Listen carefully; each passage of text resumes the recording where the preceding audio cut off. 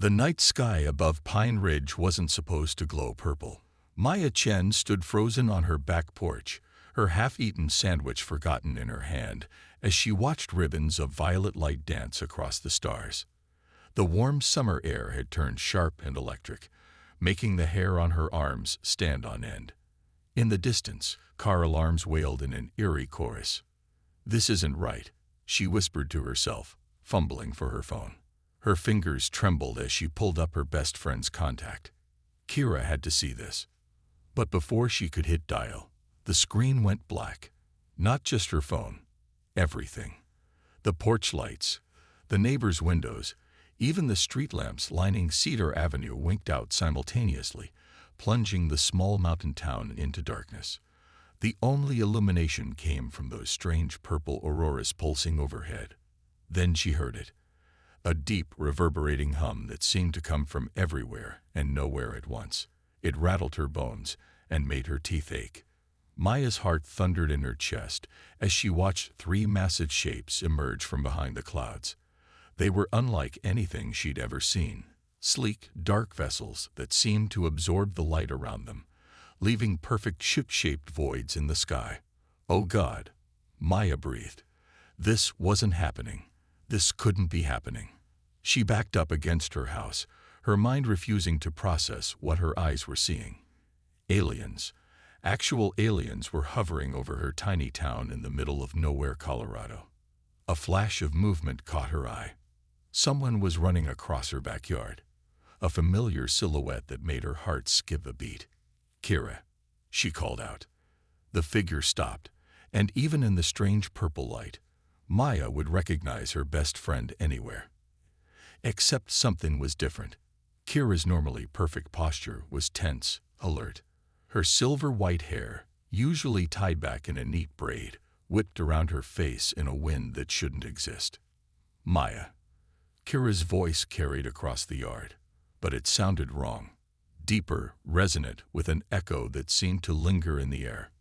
"You need to get inside. Now." "What's going on?" Maya demanded, stepping off the porch. "Do you know something about this?" Before Kira could answer, a beam of intense green light shot down from one of the ships, striking the ground less than a mile away. The impact sent a shockwave rolling through the town. Maya stumbled, catching herself on a tree as windows rattled in their frames. "They weren't supposed to find me," Kira muttered, more to herself than to Maya. "Not here. Not yet." Maya stared at her friend. "What do you mean, find you?" Kira turned to face her fully, and Maya's breath caught in her throat. Her friend's eyes were glowing, not reflecting the strange light from above, but actually glowing from within, like twin stars in the darkness. "Maya, I haven't been entirely honest with you." Another explosion rocked the town, closer this time. Maya could see smoke rising from the direction of the high school. In the distance, people were screaming. "I'm not from Estonia," Kira continued, her voice taking on an otherworldly quality that made Maya's skin tingle. "I'm not from Earth at all." As if to emphasize her point, Kira raised her hand toward the sky. Energy crackled around her fingers, forming intricate patterns that looked like living circuitry. Her whole body began to emit a soft, blue-white light that pushed back against the purple haze above. Maya's world tilted on its axis. 3 years of friendship, movie nights, study sessions, sharing secrets and dreams, suddenly felt like a lie. "Who? What are you?" "I'm a guardian," Kira said, her voice carrying both power and regret. "My real name is Carandel, and those ships belong to the Harvester Empire. They've spent centuries hunting my kind across the galaxy." A high-pitched whine filled the air, and Maya looked up to see smaller craft descending from the massive ships, sleek, predatory vessels that reminded her of wasps. They were heading straight for her neighborhood. Maya, Kira, or Carandel, reached out her hand. "I know you have no reason to trust me right now, but those ships are carrying Harvester shock troops. They'll tear this town apart looking for me, and they don't care who gets hurt in the process. If you want to survive the night, you need to come with me." Maya looked at her friend's outstretched hand, Then at the alien ships bearing down on them. Her mind was screaming that this was insane, impossible. But her heart remembered 3 years of Kira being there for her through everything. Her parents' divorce, her brother's deployment, her first heartbreak. Alien or not, this was still her best friend. The first shots rang out, searing bolts of energy that cut through the night like deadly fireworks. Maya made her decision. She grabbed Kira's hand. The moment their fingers touched, the world exploded into light. Maya felt a surge of energy course through her body, like electricity but somehow warm and alive. Her feet left the ground as Kira pulled her close, wrapping them both in a cocoon of shimmering energy. "Hold on," Kira commanded, her voice resonating with power. "And Maya, I'm sorry I lied. But I promise, everything else, our friendship, all of it, that was real." As they shot into the sky, leaving the chaos below, Maya caught one last glimpse of her home. The peaceful mountain town she'd grown up in was now a battlefield in an alien war. And her best friend, the quiet, brilliant girl who'd spent countless hours helping her with calculus, was somehow at the center of it all. "You've got a lot of explaining to do," Maya managed to say as they soared through the purple-tinted clouds. Kira's answering laugh was both familiar and strange. "I know. But first, we need to survive." The abandoned mining tunnel would have been pitch black, if not for the ethereal blue light emanating from Kira's body. Maya sat on a rusty barrel, watching her best friend. No, her alien best friend. Pace back and forth, leaving trails of luminescent energy in her wake. Every few minutes, Kira would pause and press her hand against the rough stone walls, sending out pulses of energy that Maya assumed were some kind of scanning mechanism. "So," Maya said, breaking the tense silence, "Estonia, huh? You couldn't have picked somewhere more believable, like Canada." Kira stopped pacing, her glowing eyes fixing on Maya. The familiar hint of amusement in her expression was somehow both comforting and unsettling. "Estonia has a robust digital infrastructure and excellent education system. It was the perfect cover for accessing Earth's information networks without raising suspicion." "Right, because that's totally what normal exchange students worry about." Maya ran her fingers through her wind-tangled hair. "How about you tell me what's really going on? Starting with those ships that are currently terrorizing my hometown." Kira's glow dimmed slightly. "They're called the Harvesters. They're scavengers, in a way. They seek out advanced civilizations, steal their technology, and use it to fuel their expansion across the galaxy. And they're after you because I'm a guardian." Kira waved her hand, and a holographic display materialized in the air between them. It showed a stunning city of crystalline spires floating among the clouds. "My people were tasked with protecting the younger races, helping them develop without interference from more advanced civilizations. We had technology that could have conquered galaxies, but we chose to watch, to guide, to preserve." The image changed to show the same city in ruins, its crystal towers shattered and burning. Maya's heart clenched at the pain in Kira's voice. "The Harvesters found us. They couldn't replicate our technology, so they decided to take it by force. Most of my people were killed or captured. Those of us who survived scattered across the universe, hiding among the very races we once protected." Maya stood up, her mind reeling. "And you chose Earth. Why?" Before Kira could answer, a new sound echoed through the tunnel, the distinctive thrum of helicopter rotors. Kira's head snapped up, her glow intensifying. "We need to move. Now." "Those are probably rescue teams," Maya argued. "The military. Or they're not." Kira grabbed Maya's hand, pulling her deeper into the tunnel. "Your government has known about extraterrestrial life for decades. They have specialized units dedicated to capturing and studying alien technology. And right now, they're just as dangerous to us as the Harvesters." As if to prove her point, voices began echoing through the tunnel behind them. "Delta Team, we have energy signatures consistent with Guardian tech. Proceed with caution. Shoot to disable, not kill.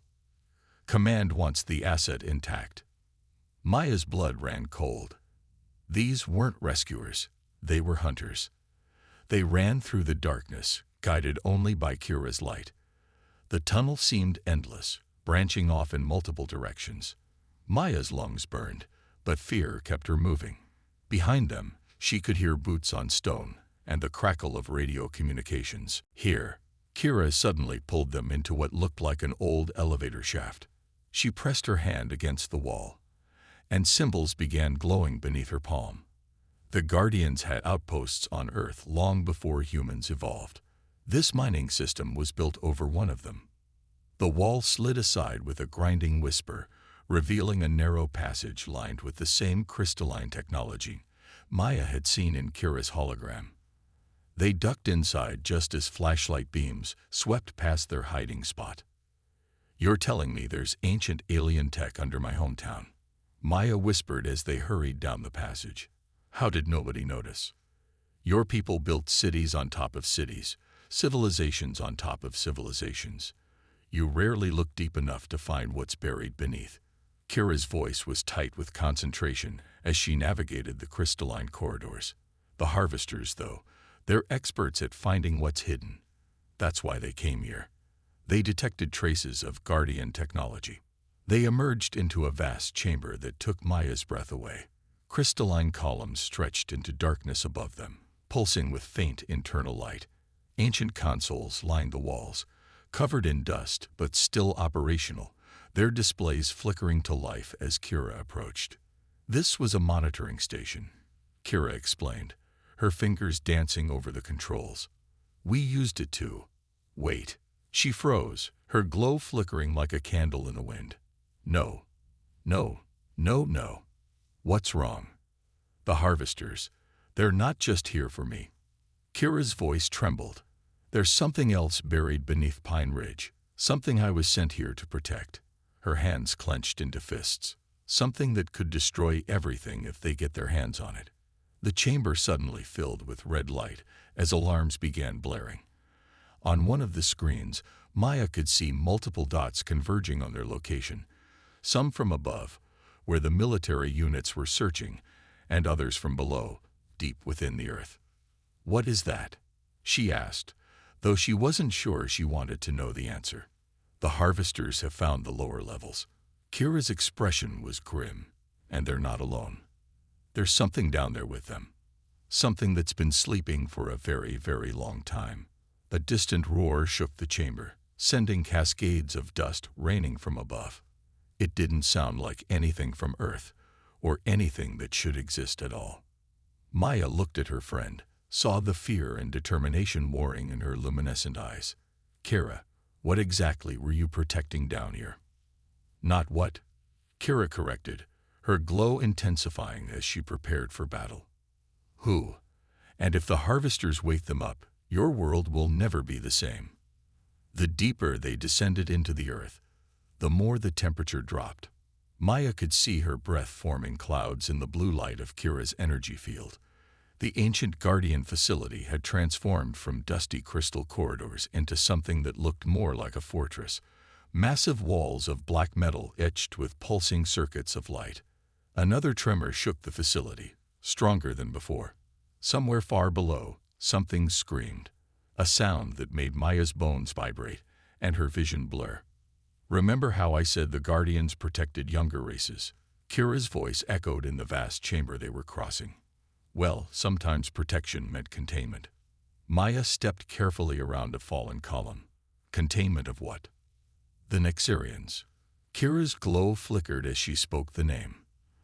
They were one of the first spacefaring races we encountered. Brilliant, powerful, but unstable. Their technology was based on organic manipulation.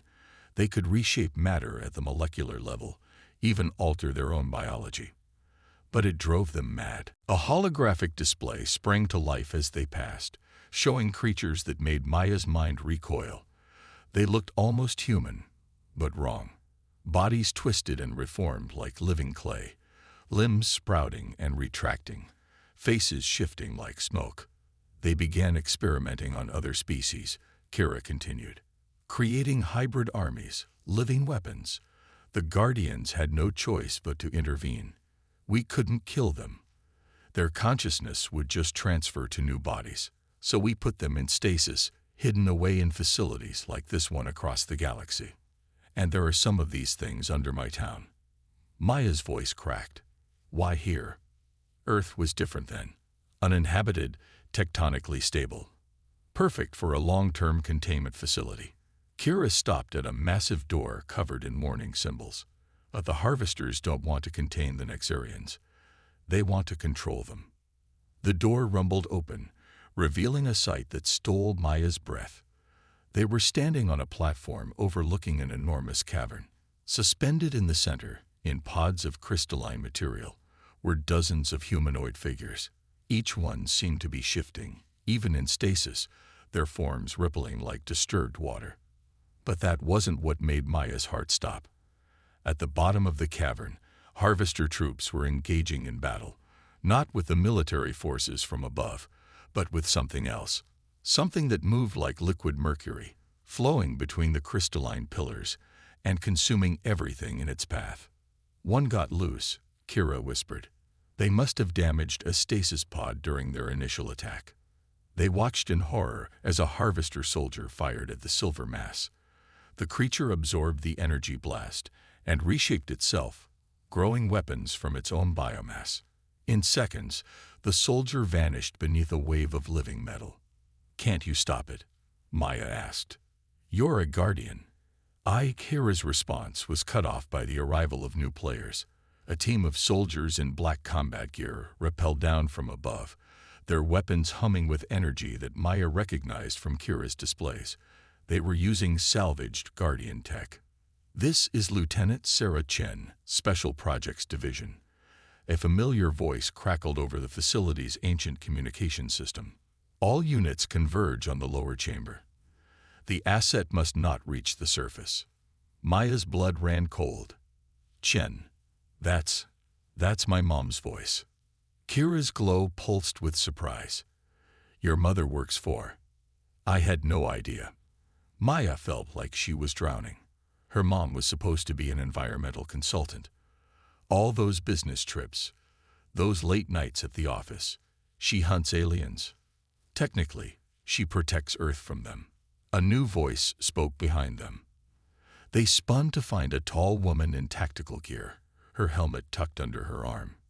Sarah Chen's face was harder than Maya remembered, marked by scars she'd never noticed before.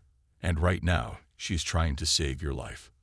Kira stepped in front of Maya, energy crackling around her hands. You don't understand what you're dealing with. No, Carandal, you don't understand. Sarah's voice was steel. We've known about you since the day you arrived. We let you stay because you were containing the threat. But now, she gestured to the chaos below. Now you've lost control. Another explosion rocked the chamber. The Nexarian creature had grown, absorbing both Harvester technology and their biological matter. It was evolving, learning, becoming something new and terrifying. Mom, Maya stepped forward. You knew. All this time. I couldn't tell you. Sarah's expression softened slightly. I was trying to protect you. Like I was, Kira added quietly. Maya looked between them, her alien best friend and her alien hunting mother, and felt a hysterical laugh bubble up in her throat. Great job, both of you. Really stellar protection. The moment was shattered by an alarm that made all the crystals in the chamber pulse red. Sarah's face went pale as she checked a device on her wrist. No, they're all failing. The stasis field is collapsing. Kira spun toward the suspended pods, her light blazing. The Nexarian must be affecting the containment systems. If the others wake up, they'll consume everything. Sarah finished. The town, the state, maybe the whole planet. The pods were beginning to crack, silver light seeping through the fissures. Below, the first Nexarian had grown to massive proportions, its surface reflecting the chaos around it like a twisted mirror. Maya watched as her mother and her best friend exchanged looks of grim understanding. Whatever their differences, they knew they had to work together. I can restart the stasis field, Kira said, But I'll need time. And power. Sarah nodded. My team can give you both. But there's a cost. What cost? The power required. Sarah looked at Maya, real fear in her eyes for the first time. It will alert every harvester ship in the sector. We'll be announcing our location to their entire fleet. Before anyone could respond, the first pod shattered completely. A silver form emerged, stretching limbs that shouldn't exist, its surface rippling with newfound awareness. All around the chamber, more pods were cracking. Maya looked at her mom, then at Kira. Do it, she said. Whatever it takes. The ancient Guardian facility had become a war zone. Maya crouched behind a crystalline barrier, watching as her mother's tactical team engaged the spreading silver tide of Nexarian biomass. Their weapons, modified with Guardian technology, created temporary gaps in the creature's liquid forms, but it wasn't enough. The Nexarians were adapting, learning, evolving with every attack. Above them, Kira hovered in the center of the chamber, her body blazing like a miniature sun. Energy poured from her into the facility's systems, trying to restore the stasis field before more pods could break. But for every pod she stabilized, another cracked open, releasing more of the ancient horrors into the world. The power grid is at 40%. Sarah shouted over the chaos, firing her weapon at a tendril of silver that threatened to overwhelm their position. We need more. I'm trying. For the first time since Maya had known her, Kira sounded strained. The system wasn't designed to handle this many simultaneous breaches. Maya watched as her friend's light flickered dangerously. You're hurting yourself. I don't have a choice. Kira's voice echoed with pain and determination. If even one Nexarian reaches the surface, her warning was cut off by a massive explosion from above. The chamber's ceiling erupted in flames as harvester dropships breached the facility. Armored troops poured in, their weapons firing indiscriminately at both humans and Nexarians. They're insane, Sarah muttered, pulling Maya deeper into cover. They still think they can control these things. Maya watched in horror as a harvester squad attempted to capture a smaller Nexarian. The creature seemed to submit at first, its silver surface becoming still. Then, in a blur of motion, it engulfed the entire squad. When it reformed, its liquid metal surface was covered in patches of harvester armor, their weapons now part of its biomass. Mom, Maya grabbed Sarah's arm. What aren't you telling us? Why are they so desperate to control the Nexarians? Sarah's expression hardened. Because they're losing the war. The Harvester Empire is collapsing. Their stolen technology is failing faster than they can replace it. They think the Nexarians' ability to adapt and evolve could save them. And you know this how? Because Sarah's voice was quiet despite the chaos around them. We've been feeding them false intelligence for years, guiding their desperation, leading them here. Kira's light pulsed with shock. You what? We knew they'd find this facility eventually, so we decided to choose when and how. We've spent decades preparing for this moment. Another explosion rocked the chamber. Through the smoke and debris, Maya saw more pods cracking. The Nexarians were combining now, forming larger and more complex structures. Some had grown crystalline formations like the chamber itself, while others had incorporated both Guardian and Harvester technology into their forms. The containment field is failing completely, Kira announced, her voice strained. I can't hold them all. You don't have to, Sarah said. She pressed a sequence into her wrist device, and hidden panels throughout the chamber slid open, revealing massive pieces of technology Maya didn't recognize. These are quantum manipulators, reverse-engineered from Guardian tech. They can't stop the Nexarians, but they can redirect their evolution. Redirected how?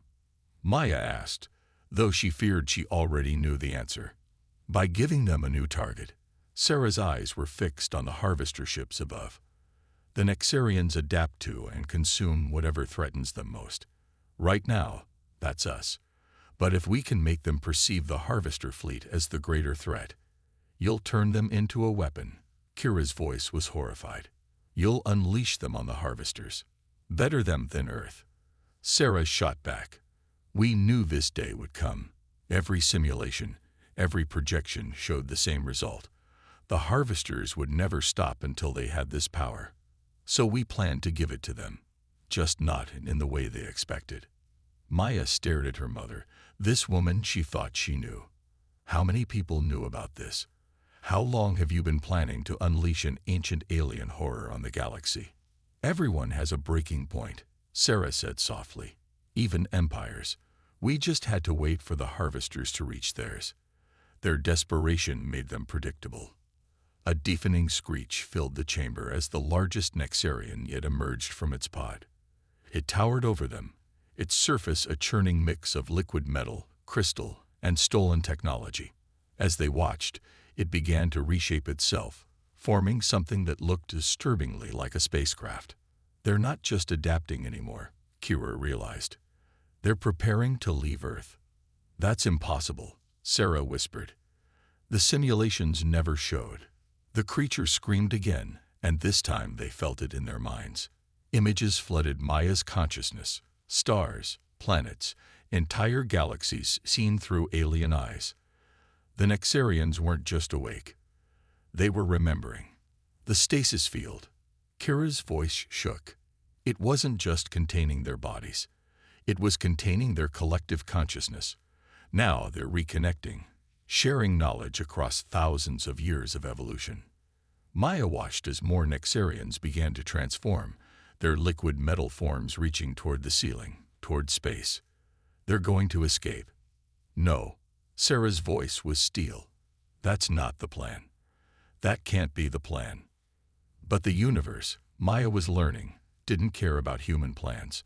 As they watched in horror, the first Nexarian vessel began to rise, its surface rippling with stolen power. Above, the harvester ships opened fire, but their weapons were absorbed, adapted, turned against them. Kira dropped to the ground beside them, her light dangerously dim. I can't maintain the stasis field anymore. There's no point. They're all awake now. Then we failed, Sarah said, watching as years of planning unraveled before her eyes. Earth was supposed to be their prison, not their launching pad. Maya looked between her mother and her best friend, the secret keeper and the living lie, and made a decision. No, she said. We haven't failed yet. She grabbed Kira's hand, feeling the alien energy tingle through her body. You said guardian power could restart the stasis field, right? What about human power? What about a connection to someone who actually belongs on this planet? Kira's eyes widened. Maya, no. The amount of energy required, it could kill you. And if we do nothing, the Nexarians could kill everyone. Maya turned to her mother. You spent years planning how to use one alien species against another. Maybe it's time we tried something else. Something human. Sarah stared at her daughter, really seeing her perhaps for the first time. The quantum manipulators, they could be recalibrated to channel human biological energy. But Maya, what you're suggesting? Another explosion rocked the chamber as more Nexarians began their transformation. Soon, there would be nothing left to save. I'm suggesting, Maya said, her voice steady despite her fear, that it's time to stop trying to control things we don't understand. Maybe what we need isn't another weapon. Maybe what we need is a bridge. Above them, the Nexarian ships continued to rise. Below, the quantum manipulators hummed with potential energy, and in the middle, a human girl stood with her alien best friend, preparing to attempt something that neither guardians nor harvesters had ever dared to try. They were out of time, out of options, and out of secrets. All that remained was a choice, and the courage to face its consequences. The quantum manipulators hummed with building power as Sarah's team made the final adjustments. Maya stood in the center of the array, her heart pounding against her ribs. Kira hovered beside her, her glow barely a flicker of what it had been, but her presence steady and reassuring. Above them, the first wave of Nexarian ships had nearly reached the surface. The harvester fleet hung in the sky like gathering storm clouds, their weapons charged but useless against the evolving threat. Time was running out. "The calibrations are complete," Sarah announced, her professional mask cracking as she looked at her daughter. "Maya, you don't have to do this. We can find another way." Maya watched as another Nexarian vessel took shape, its liquid metal surface reflecting the chaos below. "No, we can't. Everyone's been trying to control them. The Guardians, the Harvesters, even Earth. Maybe it's time someone tried to understand them instead." Kira's light pulsed weakly. "The link has to go both ways. If you do this, you won't just be sending energy into the stasis field. You'll be opening yourself to their consciousness, their memories." "I know." Maya took a deep breath. "But that's the point, isn't it? They've been trapped here for thousands of years, treated like weapons to be contained or used. Maybe they just need someone to listen." Sarah stepped forward, her hands hovering over the control panel. "The power transfer will begin on your signal. Once it starts, we won't be able to stop it until either the field stabilizes or—" She couldn't finish the sentence. She didn't have to. Maya looked at her mother, this woman who had spent her life fighting aliens, who had orchestrated plans within plans to protect Earth. "Mom, I understand now. Why you kept secrets. Why you did all of this. And I forgive you." Sarah's composure cracked completely. Tears spilled down her battle-hardened face as she pulled Maya into a fierce hug. "I love you, sweetheart. I'm so proud of who you are." When they separated, Maya turned to Kira. Her best friend's alien form seemed more familiar now than her human disguise ever had. "Ready to make history?" "Maya." Kira's voice resonated with emotion. "In all my centuries watching over younger races, I've never met anyone quite like you." "Yeah, well." Maya managed a shaky smile. "Not everyone has an alien best friend." The chamber shuddered as more Nexarian ships began their ascent. Maya squared her shoulders and nodded to her mother. "Do it." Sarah pressed the sequence. The quantum manipulators blazed to life, surrounding Maya in a cage of pure energy. Kira's hand found hers, their fingers intertwining as guardian power merged with human determination. The pain was immediate and overwhelming. Maya felt like every cell in her body was on fire, being pulled in 1,000 directions at once. But through the agony came something else: contact. The Nexarian consciousness crashed into her mind like a tidal wave. Millennia of memories, fears, dreams, and evolution flooded her awareness. She saw their civilization at its height, felt their desperate race to survive as their own evolution threatened to destroy them. She understood now. They hadn't gone mad. They had evolved beyond what their consciousness could contain. The Guardians' stasis field hadn't been a prison. It had been an attempt at mercy, trying to give them time to stabilize. But time had only made them stronger, more complex, more desperate to escape. Through the maelstrom of alien thoughts, Maya forced her own consciousness forward. She showed them Earth, not as a prison, but as a home. She shared memories of lazy summer days with Kira, of her mother's rare but precious smiles, of a world full of beauty and possibility. "You don't have to run." She projected the thought with all of her strength. "And you don't have to fight. We can help you find balance, find peace. Together." The Nexarian ships halted their ascent. In the chamber below, the liquid metal beings paused in their transformation. Maya felt their collective consciousness shift, considering, questioning. Then something unprecedented happened. They responded. Images flowed back through the connection, not of conquest or escape, but of synthesis. The Nexarians showed her a vision of cooperation, of their adaptability used not as a weapon, but as a bridge between species. They had evolved beyond physical form, yes, but perhaps that made them perfect mediators between the solid and the transcendent. Maya gasped as understanding flooded her mind. They don't want to leave, she managed to say through the pain. They want to help. The quantum manipulator's energy changed frequency as the Nexarians synchronized with it voluntarily. Their liquid metal forms began to flow not up toward space, but into the facility systems, merging with and enhancing the ancient Guardian technology. Impossible, Sarah whispered, checking her readings. They're stabilizing the stasis field themselves, strengthening it, but not as a prison. As an anchor, Kira finished, her glow strengthening as she understood, a way to maintain their connection to physical form while their consciousness evolves. Above, the Harvester fleet hung motionless, their weapons powered down as they witnessed something beyond their comprehension. Their entire empire had been built on stealing and controlling the power of other species. They had no framework for understanding willing cooperation. The pain began to fade as the Nexarians took over more of the power load. Maya felt their gratitude, their relief at finally being understood.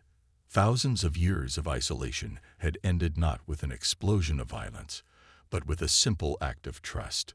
Through her neural link, Maya felt something else. A decision being made. The Nexarians reached out not just to her now, but to the Harvester fleet above. They shared with them the same vision they had shown her, a future of cooperation rather than conquest. The choice was clear: adapt or be left behind. Slowly, one by one, the Harvester ships began to retreat. Their empire had crumbled not from a superweapon or a grand battle, but from the realization that their entire philosophy of power had been wrong. As the last traces of pain faded, Maya slumped in exhaustion. Kira caught her, cradling her in a field of gentle energy. "You did it," her friend whispered. "You actually did it." "We did it," Maya corrected, looking around at the transformed chamber. The Nexarians had integrated themselves into the facility, their liquid metal forms now part of its structure, pulsing with balanced, controlled power. They were no longer prisoners or weapons, but partners in something entirely new. Sarah approached, her tactical gear covered in dust and debris, but her eyes shining with pride. "The Pentagon's going to have a field day with this one." Maya laughed weakly. "Maybe it's time for some new protocols. First contact doesn't always have to end in fighting." "Indeed," Kira agreed, her glow warm and steady. "Perhaps this is why the Guardians chose Earth to watch over. Not because you needed protection, but because you had the potential to teach us something new." Maya looked between her mother and her best friend, then at the shimmering walls that now housed a peacefully evolving ancient species. So many secrets had led them here, so many lies and plans and fears. But in the end, it wasn't control or power that had saved them. It was trust, understanding, the willingness to bridge the gap between worlds, between species, between hearts. "So," Maya said, managing a tired smile, "anyone want to help me explain to the town why the sky turned silver?" The chamber filled with laughter, human, guardian, and even a harmonic resonance from the Nexarians that felt suspiciously like joy. Above them, the purple clouds began to clear, revealing a sky that seemed somehow bigger than before. The universe had changed today, and Earth had changed with it.